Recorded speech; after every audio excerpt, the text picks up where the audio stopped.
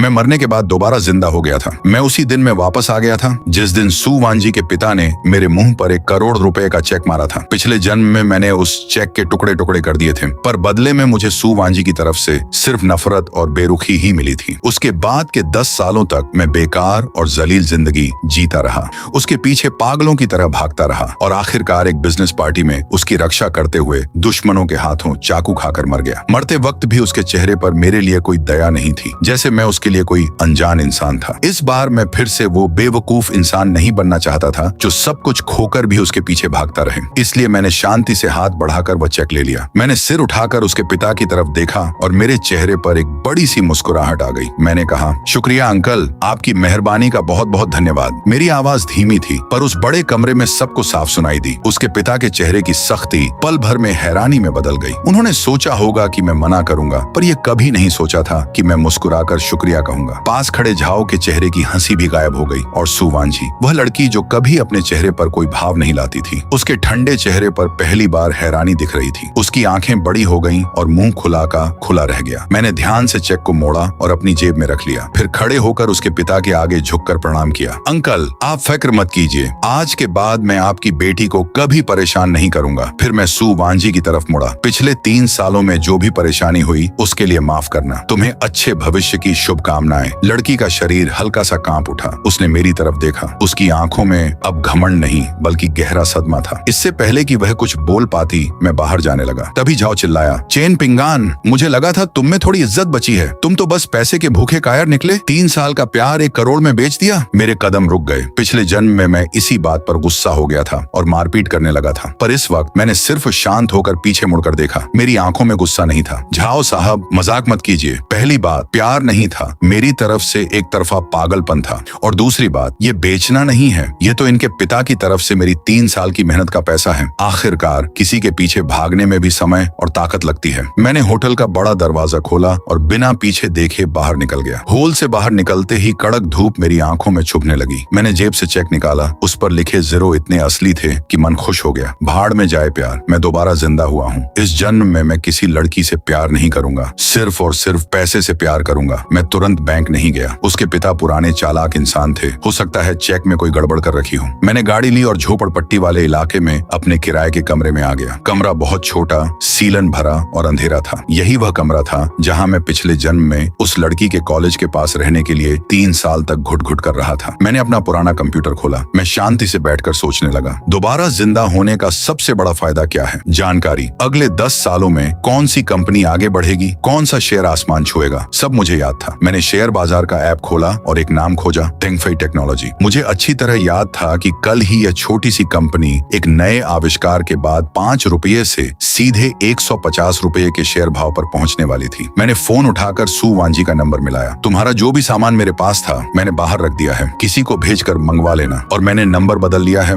आगे से फोन मत करना। उसके जवाब का इंतजार किए बिना मैंने फोन काटा, सिम निकाला, तोड़ा और कचरे में फेंक दिया। अगली सुबह मैं सीधे बैंक गया। चेक बिना किसी रुकावट के तुरंत कैश हो गया। जब फोन पर अकाउंट में पैसों का मैसेज आया तब मुझे यकीन हुआ कि मेरी जिंदगी बदल चुकी है। मैंने 99 लाख सीधे शेयर बाजार में डाले और पूरे पैसे टेंगफेई टेक्नोलॉजी के शेयर खरीदने में लगा दिए। अब बस इंतजार करना था। मैं उस खराब कमरे में वापस नहीं गया। इसके बजाय मैंने शहर के सबसे महंगे होटल में एक बड़ा कमरा लिया। तब मैं आराम से बैठकर जब मैंने खिड़की से बाहर शहर की चकाचौंध को देखा तो मन भारी हो गया। पिछले जन्म में मैं ऐसे होटलों के बाहर खड़ा होकर सिर्फ रोशनी देखता था और सोचता था कि सू वांजी अंदर कैसी बड़ी पार्टियों में होगी, और आज मैं खुद अंदर था। तभी फोन पर मैसेज आया, सू वांजी का था। चैन पिंगान, तुम कहाँ हो? तुमने मेरी दी हुई चीजें फेंक क्यों दी? उसकी दी हुई चीजें, वे बस उसकी इस्तेमाल की हुई बेकार चीजें थीं। एक पेन, एक कॉपी, जो वह मुझे ऐसे देती थी जैसे किसी को भीख दे रही हो, और मैं बेवकूफ उन्हें बहुत खास मानता था। मैंने कोई जवाब नहीं दिया और नंबर ब्लॉक कर दिया। मैंने होटल वालों को फोन किया,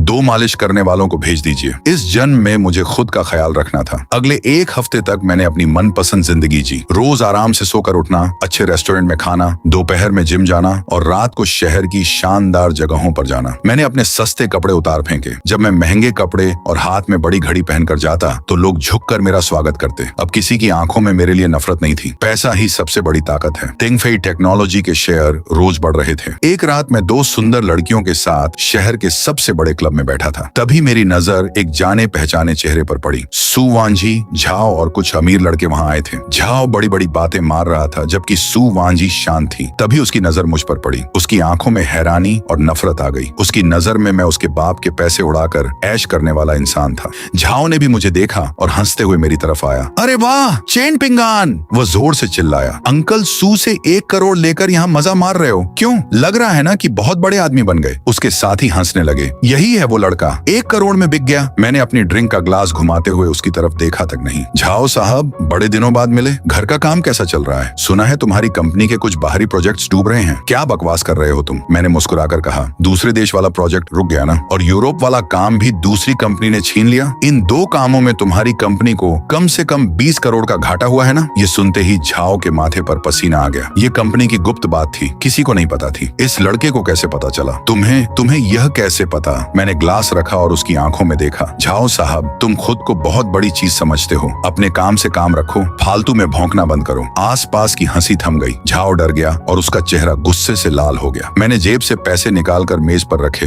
लड़कियों आज के लिए शुक्रिया, कार करके घर चली जाना। मैं अपना कोट पहनकर निकलने लगा। सू वांजी के पास पहुंचकर मेरे कदम रुक गए। वह मुझे देख रही थी। उसकी आंखों में गहरा सदमा था। वह समझ ही नहीं पा रही थी कि कुछ दिन पहले तक उसके पीछे घूमने वाला लड़का आज इतना बदल कैसे गया। मैंने उसके चेहरे की तरफ देखकर मुस्कुराया। मिस सू, लोगों को पहचानने की समझ थोड़ी अच्छी रखो। ये कहकर मैं निकल गया। तुम कोई आसमान की परी नहीं थी। बस बात इतनी सी थी कि अब मैंने तुम्हें देखना छोड़ दिया था। क्लब से निकलकर मैं सीधे हवाई अड्डे चला गया। यह शहर मेरी पुरानी जलील जिंदगी की यादों से भरा था। अब नए सिरे से शुरुआत करने के लिए नई जगह जाना ही बेहतर था। फ्लाइट तड़के उड़ी। मंजिल थी संघाई शहर, जो व्यापार का बहुत बड़ा केंद्र है। जहाज से उतरते ही मुझे लगा जैसे मैं कोई नया इंसान बन गया हूँ। मैंने नदी के किनारे सबसे महंगे अपार्टमेंट में एक बड़ा घर किराए पर लिया। खिड़की से पूरे शहर के नजारे को देखते हुए मुझे लगा कि असली काम तो अब शुरू होगा। अगले दिन मार्केट खुलते ही मेरे ब्रोकर का कॉल आया। उसकी आवाज खुशी से कांप रही थी। सर शेयर का दाम बहुत बढ़ गया है। मैंने कहा अभी मत बेचना, जब तक 150 तक न पहुंचे